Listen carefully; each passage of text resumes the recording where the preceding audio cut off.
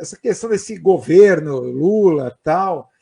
Agora o Haddad está passando a coisa aqui para o Brasil, sendo humilhado lá no Congresso. A gente acompanha o Nicolas Ferreira, tal, aquela saia justa humilhante lá no Congresso, provocação da extrema-direita. E agora o jornal o Globo, também no editorial, saindo em defesa até dos bolsonaristas. Não, o Congresso tem que fazer alguma coisa, corte de gastos, tal. A gente vê que o Haddad está nessa sinuca de bico do arcabouço fiscal. Tá? Me perguntaram o seguinte no meio da semana, mas espera aí, o Haddad não é inteligente o suficiente para saber que isso não ia dar certo no começo do governo Lula? Quer dizer, aquela questão de que o aumento das receitas compensariam a questão do arcabouço fiscal, né?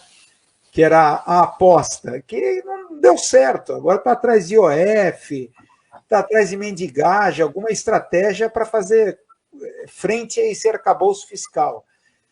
O que você acha desse homem que tenta equilibrar múltiplos pratos, né, que estão girando, como um acrobata chinês, né, do circo chinês, né? O que você tem a dizer? Será que ele não era esperto o suficiente, inteligente o suficiente para perceber que isso não ia dar certo desde o início? Ou é isso mesmo, o governo Lula? Duas características essenciais. Os acadêmicos uspianos são basicamente cínicos. E quanto mais famosos, mais cínicos são. E todos eles, na sua ampla maioria, os acadêmicos, aquele povo que está situado na FEFELESH, na USP, nas humanas, são todos tributários do lulismo, entre os quais o Haddad, agora o mais famoso deles. Quem duvida que o Haddad é o uspiano mais famoso? Foi concorrer à presidência da República, depois do Fernando Henrique Cardoso, que era outro uspiano, o Haddad é a figura mais legítima. Além disso, foi nomeado nada menos do que para a pasta mais importante de qualquer governo. A pasta mais importante de qualquer governo são duas: o Ministério das Relações Exteriores e a Fazenda. E, claro, o ministro do Exército. E são estratégicos, né? Como nós não temos militares nacionalistas, nem vou colocar a discussão dos militares, mas o comandante em chefe das Forças Armadas segue sendo Lula. Agora, essa pergunta, a despeito do cinismo, da mentira do Haddad e de seu despreparo, mas do seu oportunismo total, deve ser estendida para o Lula. O Lula não sabia que isso ia ser assim? Então, tem uma premissa oculta, talvez, na tua observação, Wilson, que é o seguinte: olha, essa estratégia poderia dar certo, por que está dando errado? Não, ela está dando certo. Está dando certo. Para quem? Ela está dando certo para essa coesão burguesa, que é os banqueiros que assaltam o Estado de maneira permanente através da dívida pública e, por extensão, sobem de maneira sistemática as taxas de juros. Eles não podem mais acusar o Campos Neto. E há 2, 3 dias, Galípolo fez uma entrevista com o Campos Neto, que é uma reunião de compadres e de amizade profunda e de identidade programática completa entre os dois. Então, o Galípolo falou que o brasileiro tem que ser um jacaré com estômago de pedra. Bom, o Galípolo falou isso. Você recorda muito bem. Eu demorei para acreditar nessa expressão. Depois fui conferir. Quer dizer, observe que canalha. Ele é um canalha, um banqueirinho canalha, que não merece o menor respeito. E numa revolução tem que ser colocado no banco dos réus. Eu não fico com essa conversa mole que, vamos ver, porque ele escreveu livros com o Beluso. É um cínico. E o Beluso, se continuar nessa defesa das impossibilidades, é outro cínico. Outro cínico. Absurdo. Mas eu já não espero mais nada dessa gente. Então, são meus inimigos de classe. São meus inimigos de classe. Muito claramente colocado. Então, o que aconteceu? O Lula sabia. E tem gente dizendo, olha, desse jeito o Lula está dando um tiro no pé. Essas expressões pobretonas, né? Janelas de oportunidades, tiro no pé. Essas metáforas lulistas e petistas de quinta categoria, que eu não uso nem se estivesse bêbado. Então, o que acontece? Essa gente está se defrontando que eles adotaram todo o programa ultraliberal do Michel Temer, todo o programa, e do Bolsonaro. Então, a autonomia, e agora quem vai fazer a autonomia e a independência completa do Banco Central vai ser o Galípolo, e o Lula vai aprovar. Se não agora, no primeiro mês de um novo governo. Segundo, a Petrobras está entregue a uma rapina completa. A Eletrobras, que foi um assalto ao Estado à luz do dia, não tem uma medida nem sequer judicial do Lula para recuperar aquela empresa, foi uma roubalheira completa. Bom, não há um processo de industrialização, não há uma política externa independente. O Lula reconhece que está sendo um genocídio contra o povo palestino, desse Estado sionista e assassino que é Israel, e não rompe relações diplomáticas e comerciais. Então não tem correspondência entre o verbo e a ação. E num presidente da República eu fico olhando a caneta. Pode declarar um monte de coisa, eu quero ver o diário oficial, que é isso que interessa. Então, o Lula sabe que esse resultado era esse.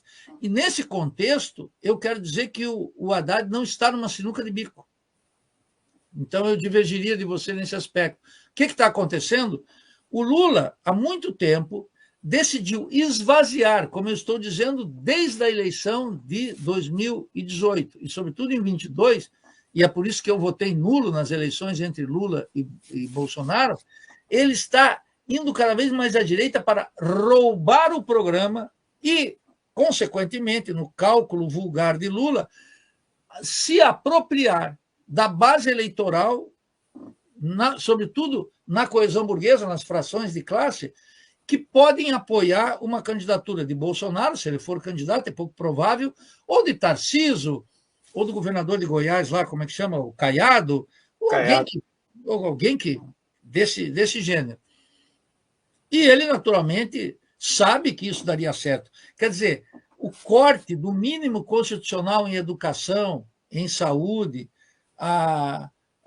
o corte do defeso que a Dilma já fez lá atrás para as comunidades pesqueiras, um pente fino no Bolsa Família, no benefício de prestação continuada, o raquitismo orçamentário para as universidades, a falta de orçamento para ciência e tecnologia, a falta de controle sobre o território na Amazônia, a falta de uma doutrina militar dentro do Exército Brasileiro, das 3 armas, etc., etc., uma reforma tributária que atacasse, gravasse o capital, como em várias partes do mundo, e liberasse os trabalhadores, uma mudança, uma tentativa de renovar institucionalmente a Corte Suprema, os poderes da República, ele praticando esse que alguns chamam um semipresidencialismo, que é um ataque ao Estatuto Presidencial, o Lula faz de maneira consciente para se deslocar cada vez mais à direita, muito claramente, negando todas aquelas mentiras que ele pregou na campanha, fazendo que aquelas promessas sejam mentiras,